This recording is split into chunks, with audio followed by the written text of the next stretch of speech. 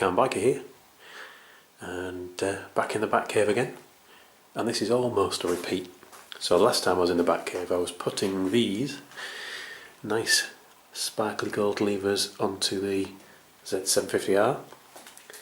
Today I'm going to do a repeat. It's the same job basically, but on the XJ6. I wasn't sure whether I was going to do this video or not for putting the levers on, but I have these, and Martin BR5 asked me if I was putting levers on the bike and would I be videoing it, so I thought I'll video it.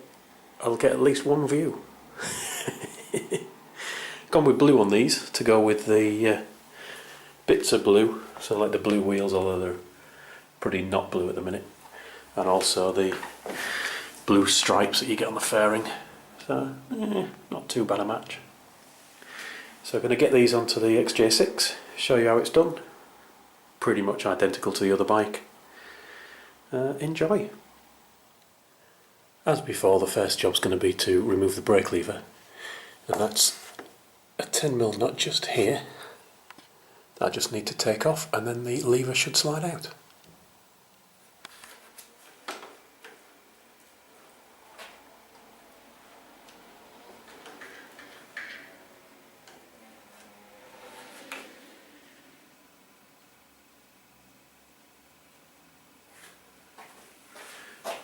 One bolt, or one nut,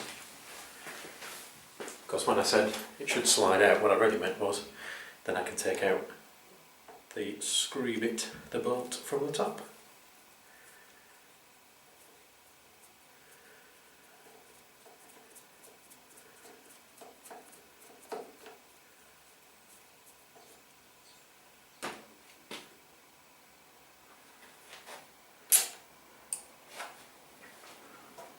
One nut, this time not broken. If you saw my other video you'll know about that.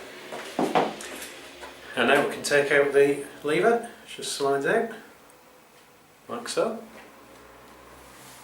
Okay, so comparing the old lever to the new lever, you see they're both identical, which they should be because levers are bike specific. There's no bushings in the pivot hole on the old lever to remove, so it's just a case of putting the new lever in place, putting the bolt back in, and before we do that, a little bit of grease, a bit of lithium based grease.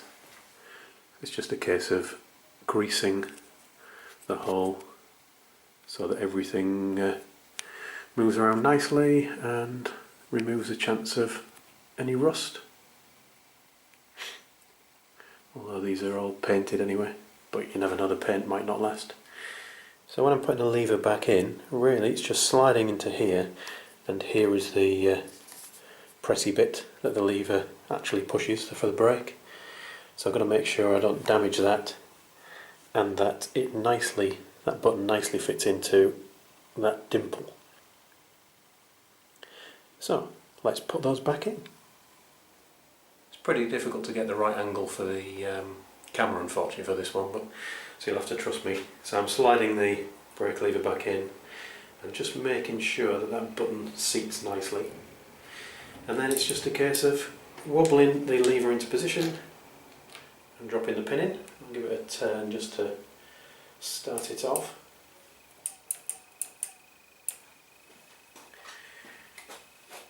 And then tighten up the bolt, or the pivot pin, and it's barely tight at all. You don't need to put any pressure into this, just close the nut up basically, and then get the bolt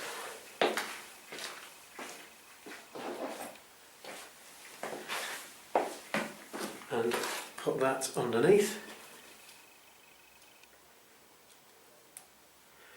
And again, very little tightness. This is just to stop the thing wobbling out, really. Helps if you use the right end.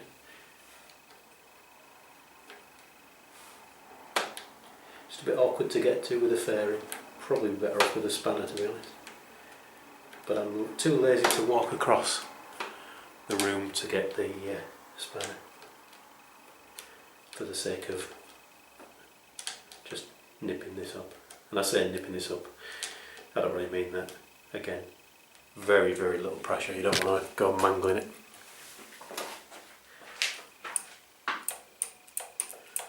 One lever fitted, and it's again an adjustable one, so I can move it in and out. The old one was adjustable, to be fair.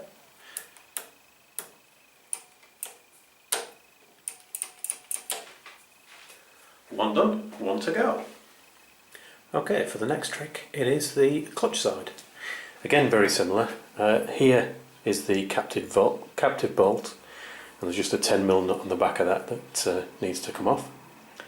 And then we've got the cable coming in that actually works the clutch, which is just held in underneath there. That needs to be twisted round and the cable popped out. And then you can swap the levers. Now, before I do anything, I'm going to loosen off the clutch cable just to make my life easier. So I've got lots and lots of free play to play with. It'll make it easier to get that cable out. Quite awkward to get to this one.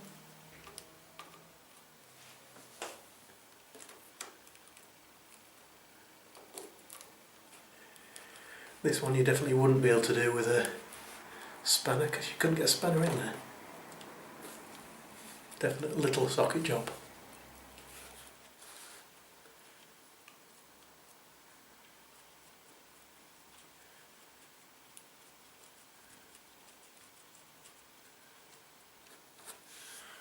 There's the bolt. Oh, the nut. I keep saying bolt when I mean nut. Pop out the pivot pin, and then let's see how easy this one comes out. Quite easy indeed, actually. And then we're just, if we can see that on there, just twisting this so we can get the cable up, and hopefully it'll come out easily enough. So just trying to get this pin here, little cylinder, out of the lever. Let me get a persuader. Give that a bit of a helping hand. And that's the lever removed. Okay, so if we compare the two levers, here's my old lever, here's my new lever, looking pretty similar. See, adjustable on the blue one. And you can see there's a bushing in there. That bushing needs transferring from the old lever into the new one. It should come out easily enough. And I think I'll just give that a spot of grease before I put the new one in. So a spot of grease in here, just so everything can move around nicely. It was greased up in the old one, so we'll have it greased in the new one. And then just pop the bushing in, and then we just got to put the thing back together. And there's a few things to watch out for. Got to make sure this button here, hopefully you can see that button, not that button there, that's the clutch switch, and that's how the system knows whether your clutch is pulled in or not when you're trying to start the bike. And depending on what gear you're in and what have you, it will prevent you from starting the bike if that switch is not pressed in, so I don't want to break that off. And then we just need to put this cable back into that slot. Okay, before I put that back in, I'll just make sure that's nice and greased. If there's any excess, I'll wipe it off later on. So now, I start with the lever upside down. It should help me to get the little cable end bit in there. Quite easy. Twist the cable so it's in the right position, and then turn over the lever. Keep an eye on that button to make sure I don't break it, and slide the new lever into place. That was surprisingly easy. Things don't normally go that well. And then we can drop the pin back through, lined up perfectly. Obviously everything's snug, so it's not a perfect fit it's not going to work at all. It's a bit of jiggling needed. Get the captive nut back into the right place, and then finally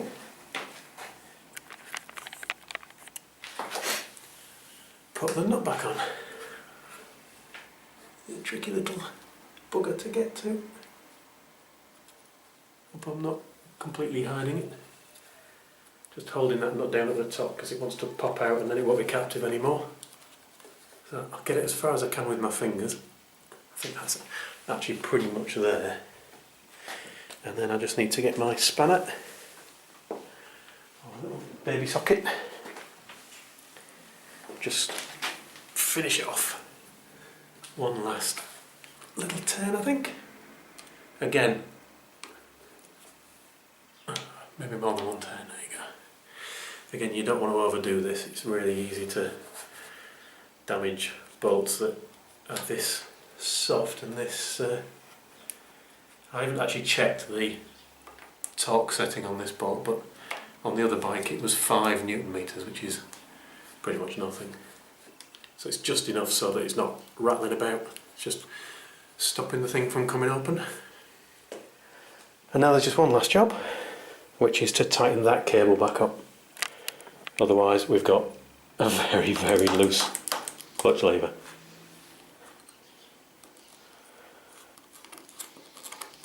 And I will double check the tightness later on. Get the free play exactly as it should be.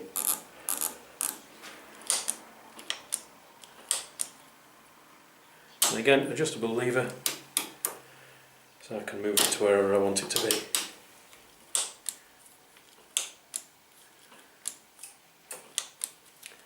Job done. So here's a biker's eye view of the end result. There's my clutch lever and brake lever, both nicely adjustable. If I had anything to say against these ones, because they seem to go together quite well, the only thing I would say against them is just a slightly awkward shape, meaning that this end part is hitting the bar end when you pull it fully in, whereas before they would get the soft grip. So whether that will cause the bar end to scratch over time or not, I don't know. But then again, brake levers are cheap, bar end weights are cheap. So if it does, I'm sure I can come up with a solution. So that's it, job finished. Thanks for watching everyone, ride safe, and I'll talk to you all again soon.